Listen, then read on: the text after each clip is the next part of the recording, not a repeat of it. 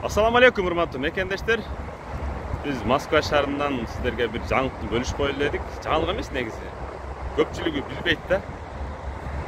Особенно мына бизнес тармагын түшүнбөгөн адамдар. Но Крокус Сити бул Красногорский шаарында между Волоколамский, Митино, Строгиноого жакын жерде, МКаттын боюн болуп калат. Так маалымат ушундай. Анан бул жерде болсо эмнеге тартып жатасың дегендерге да. Бул жерде мына караңыздар. İran'dın, Kazakstan'dın,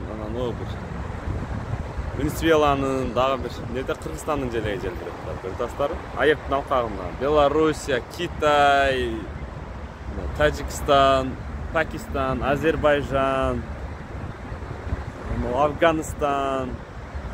Bu жерде серьезный мамлекеттердин желеги жок экен. Так ошо. СССРге муктаж болгон, СССРге багынган мамлекеттер. Мындайча айтканда Путиндин кулдары дейбизби, ушундай айтып. Анан бул жерде эми мына айыптын алкагында бул жерде мындай торговля техника сатып алсаңыздар болот, арзан, инновация неме деп коет. Анан ар Рамазан бүткөн мезгилде бул жерге Абдушкүр Нарматов, Раматлы Чогажы устаздар келип, мына Крокус Ситиде концертный зал да бар да. Ушул жагында.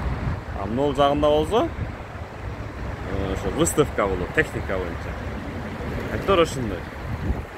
Билип койгонуңуздар жакшы дедим. Гостиница, масиницалар бар, бирок бул жерде гостиницалар кымбат.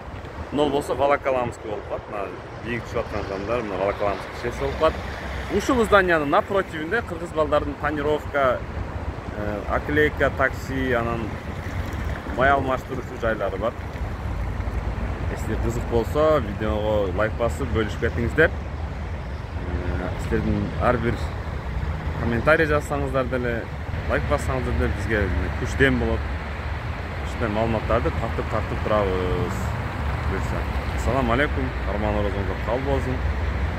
Бүгүн 2023-түн 29 марты Москва шаары.